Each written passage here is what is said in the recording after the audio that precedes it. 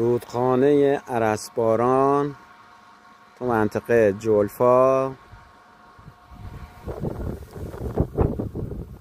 این سبزی ها و این کوه اونور مال کشور آذربایجان، این سمت کشور ایران.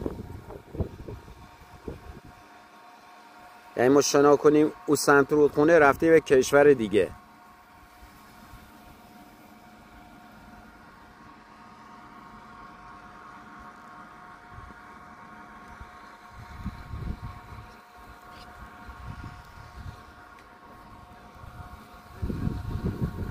کاروانسرای خواجه نظر.